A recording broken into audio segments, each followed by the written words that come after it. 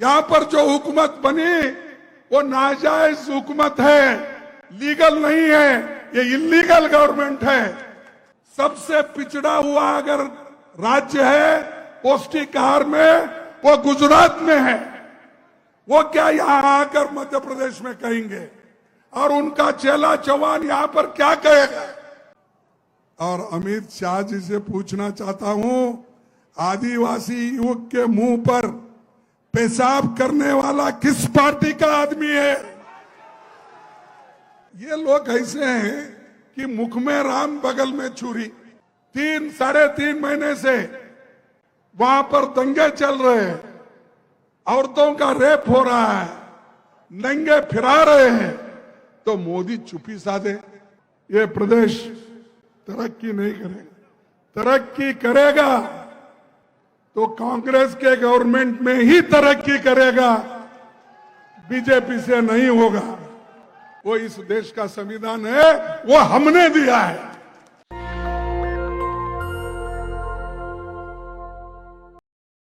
जिनके नेतृत्व में भारत का संविधान बना और आज हम लोग उसकी रक्षा के लिए ठहरे हैं, क्योंकि चंद लोग संविधान को बदलने की भी कोशिश कर रहे हैं, लेकिन वो तो हो ही नहीं सकता, इसलिए कि देश के 140 करोड़ लोग उसके संरक्षण में जिंदा है, सपोर्ट करते हैं। मोदी जी, संत रविदास जी सिर्फ चुनाव में याद आए मोदी जी को।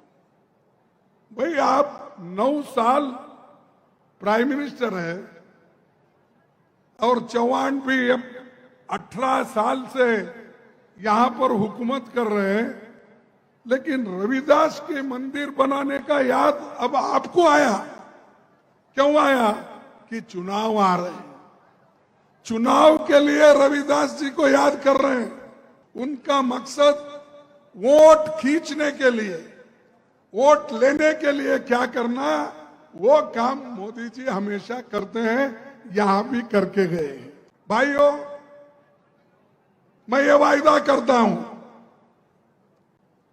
अगर अगर नहीं मगर नहीं आने वाली ये है पार्टी, मेरी पार्टी की सरकार यहां बनी तो पहला ये होगा, उनके नाम से एक विश्वविद्यालय यहां पर खोला जाएगा। ये वोटों के लिए नहीं, हम जो करते हैं दिल से करते हैं, हम जो करते हैं लोगों के हित के लिए करते हैं।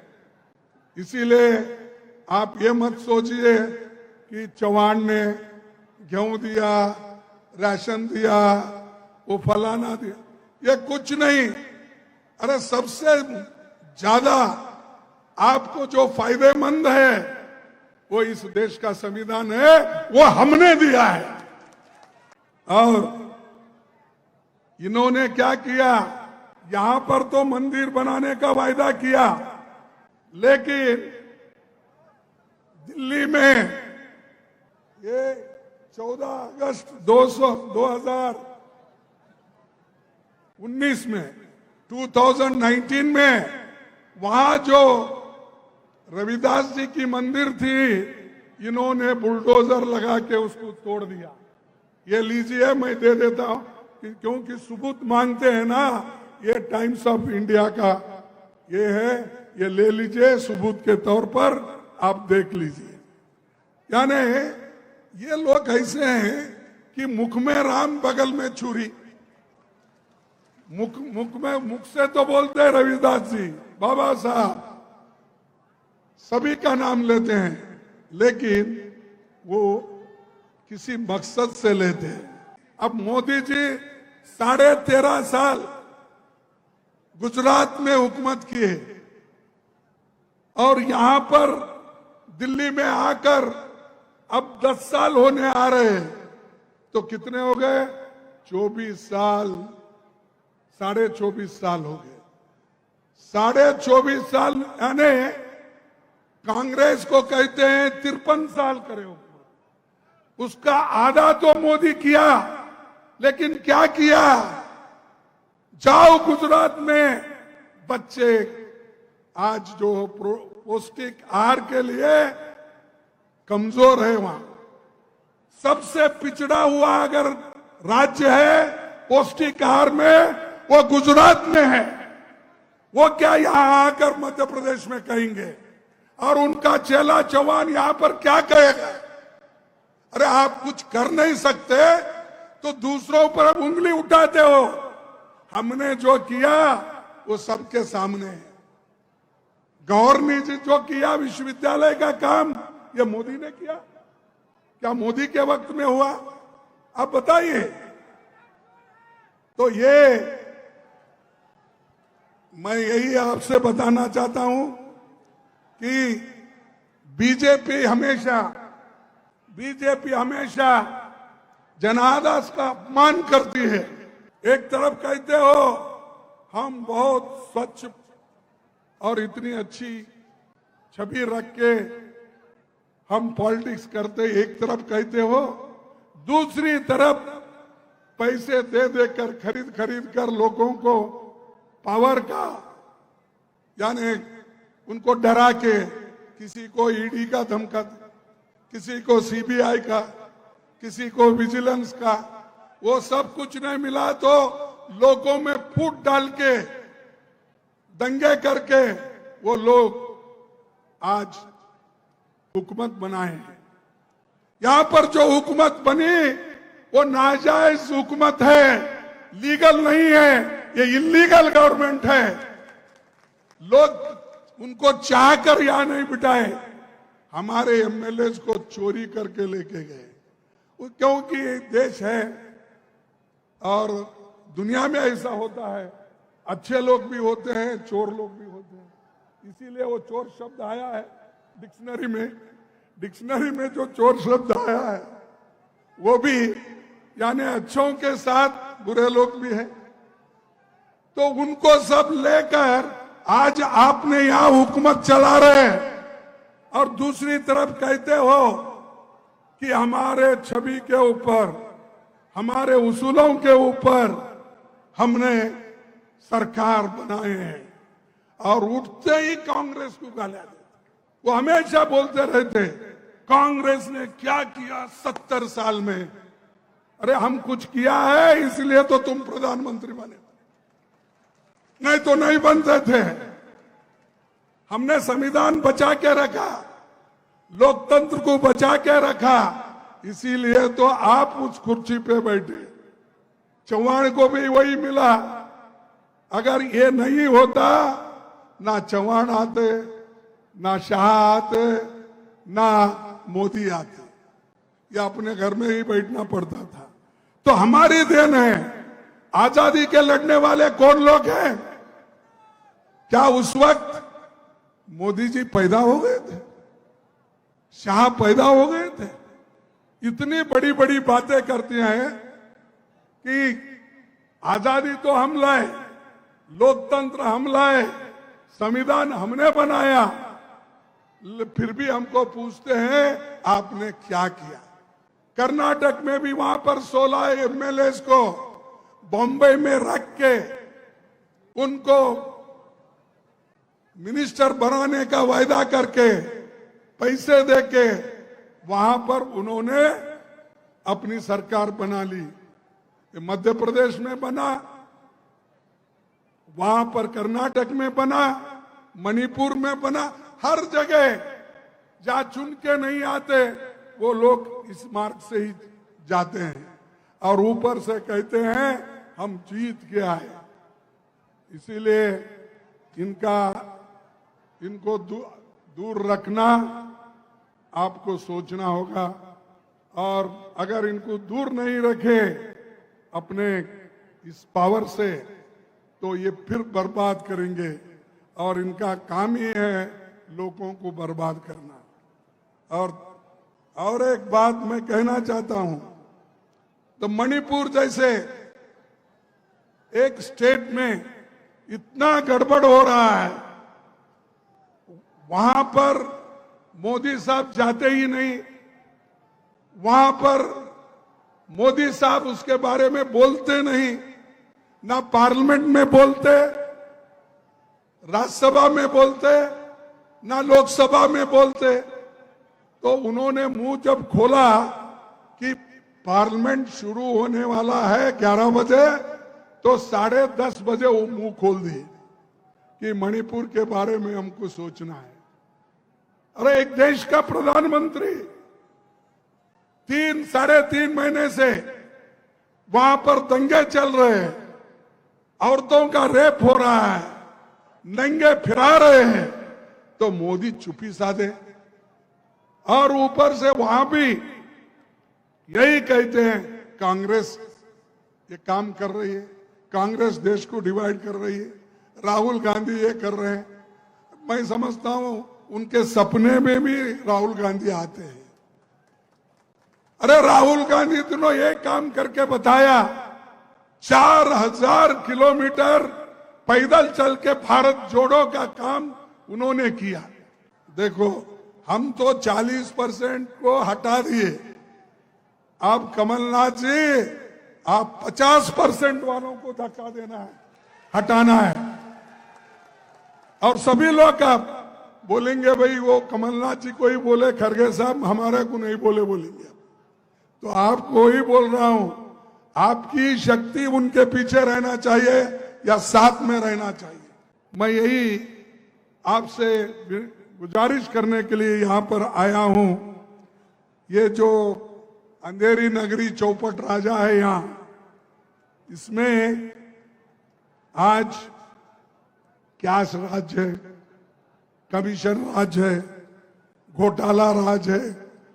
ये प्रदेश तरक्की नहीं करेगा। तरक्की करेगा तो कांग्रेस के गवर्नमेंट में ही तरक्की करेगा, बीजेपी से नहीं होगा। और मैं आपसे ये फिर एक बार याद दिलाना चाहता हूं, जब मध्य प्रदेश की सरकार आई कांग्रेस की,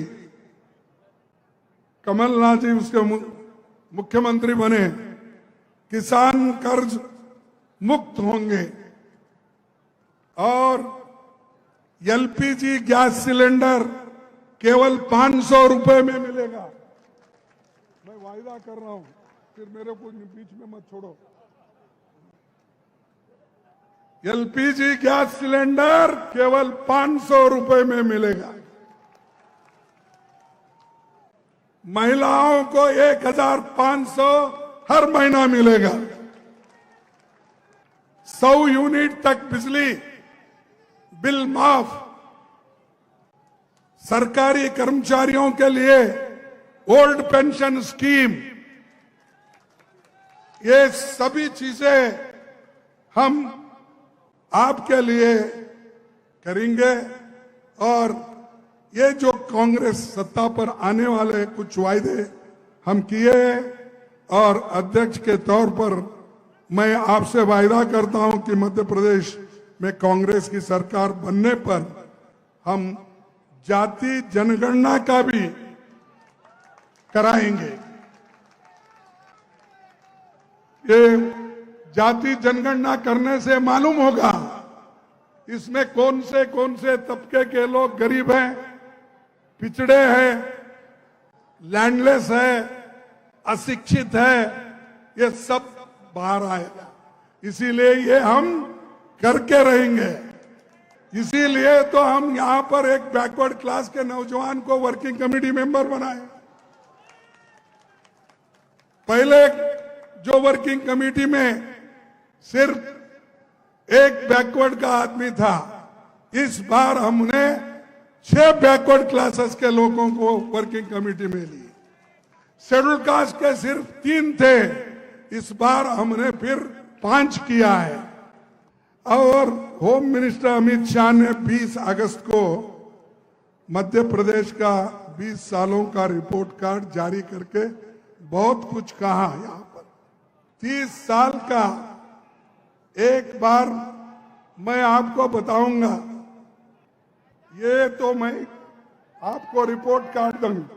मध्य प्रदेश में आप लोगों से जानना चाहूंगा, भिलाई स्टील प्लांट जब मध्य प्रदेश और झारखंड मिलके था, सॉरी छत्तीसगढ़ मिलके था, तो भिलाई स्टील प्लांट किसने किया? ये रिपोर्ट उसको दे दो। इंदिरा सागर डैम किसने बनाया? फिर ये भी रिपोर्ट उसको करो। आईआईटी इंदौर, आईआईएम इंदौर किसने बनाया? एम्स भोपाल किसने बनाया? Maulana Azad national institute of technology किसने बनाया? रानी लक्ष्मीबाई इंस्टीट्यूट ग्वालियर किसने बनाया? चंबल घाटी प्रोजेक्ट किसने बनाया? ये सब रिपोर्ट उसको दे दो। बाकी का डिटेल रिपोर्ट है मेरे पास। समय की कमी होने की वजह से पूरा तो नहीं बोल सकता, लेकिन थोड़े और उसमें से भी बोलूंगा। अरे ये मेरे बड़ा बड़ा रिपोर्ट है, लोगों की जिंदगी बनाने का, लोगों को एम्प्लॉयमेंट देने का, लोगों को बुद्धिजीवी बनाने का, ये हमारा काम है। हम सिर्फ आकर तकरीर करके जाने वाले नहीं हैं। पंडित जवाहरलाल नेहरू जी से लेकर राजीव गांधी तक हमने क्या किया, ये सब दुनिया को मालूम है। और तुम झूठ बोलकर लोगों को गुमराह कर रहे। 2 करोड़ नौकरियां दूंगा। भाई 2 करोड़ कौन बोले? मोदी जी बोले 2 करोड़ नौकरियां, बोले तो 18 करोड़ नौकरियां दिए क्या आपको? कैसा नहीं झूठ बोल रहे हैं? क्योंकि प्रधानमंत्री होके उन्होंने 140 करोड़ जनता का नुमाइंदगी करते हैं, क्या वो झूठ बोलते हैं? मैं समझता हूं आप 2 करोड़ नौकरियां, 18 करोड़ नौकरियां लेकर आप झूठ बोल रहे हैं। या तो आप झूठ होंगे या तो वो झूठ होंगे। कौन झूठ है? मोदी। 15-15 लाख हर एक के जेब में डालूंगा बोले। मिले क्या आपको? अरे ये तो प्रधानमंत्री झूठ कैसा बोलता भाई? ये तो प्रधानमंत्री बोले सो बात है। किसानों की आमदनी दुगनी हो गई है, दुगनी नहीं हुई। ये किसने बोला था? मोदी ने बोला था। ये सच है झूठ है? झूठ है। फिर ऐसे को मध्य प्रदेश में वोट मिलेगा? और अमित शाह जी से पूछना चाहता हूं, आदिवासी युवक के मुंह पर पेशाब करने वाला किस पार्टी का आदमी है? अरे यहां पर आदिवासियों को, अस्पृश्यों को, शेड्यूल कास्ट की हिफाजत नहीं कर सकते, उसके मुंह में बीजेपी का आदमी अगर अपना मूत्र डालता है, ये लोग उसको पवित्र करने के लिए उसका पैर धोते हैं। अरे पैर धोने से उसके मुंह में जो मूत्र गया वो बाहर आता है? उसको जो आपने इंसल्ट किया, उसका स्वाभिमान को धक्का लगाया, ऐसे शाह है मोदी की जो कहना है। और चौहान जो उसके पैर धो के पूजा करते हैं, अच्छा टॉवेल की वेल ला के उसको साफ करते हैं। अब टीवी में देखा होगा। एक ही बात मैं कहना चाहता हूं कि आप सभी मिलके एक होकर, सबसे ज्यादा यहां पर गरीबी है, बेरोजगारी है और ये सब कुछ है, इसको निकालना होगा। तो कांग्रेस पार्टी ही कुछ कर सकती है। महंगाई इतना है कि उसको कोई नहीं उधर ध्यान नहीं दे रहे। अनएम्प्लॉयमेंट, महंगाई, ये सब चीजें हैं। मैं आपको बताऊंगा कि टोमेटो 2024 में सिर्फ 2014 में 15 था, अब 72 रुपए हो गया, यानी 380% परसेंटेज बढ़ गया। एलपीजी सिलेंडर 166% बढ़ गया। तुअर दाल, अरहर दाल बोलते हैं आप, वो 129% बढ़ गया। वनस्पति 110, हमारे जमाने में 62 था। उसी राइस 80% हो गया, हमारे जमाने में 20 था। सनफ्लावर 79, आज उससे भी ज्यादा 71%। तो ये रिपोर्ट है मेरे पास। आपके जमाने में क्या हुआ, हमारे जमाने में क्या था, ये सब है। शाह साहब अपने एजेंटों के थ्रू कोई तो है यहाँ पर के सीबीआई के लोग उनके बैठे हुए रहते, उधर आईबी के लोग बैठे हुए, लिख लेके वो शाह जी को बताओ ये रिपोर्ट कार्ड खरगे साहब ने सागर में दिया है। इन लोगों को बड़े बड़े काम करने का तो आदि नहीं है, सिर्फ झगड़ा लगाना और लोगों को झूठ बोलना, ये उनका काम है। इसलिए दोस्तों, मैं भी एक शायर बोल के खत्म करता हूं।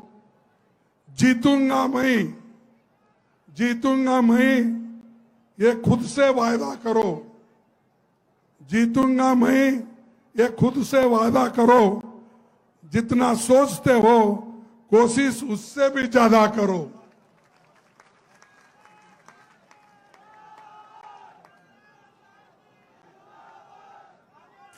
तकदीर भी रूठे पर हिम्मत नहीं टूटे।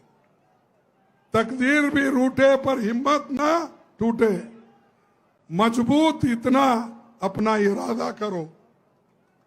और भाइयों, हर कामयाबी पे आपका नाम होगा, हर कामयाबी पे आपका नाम होगा।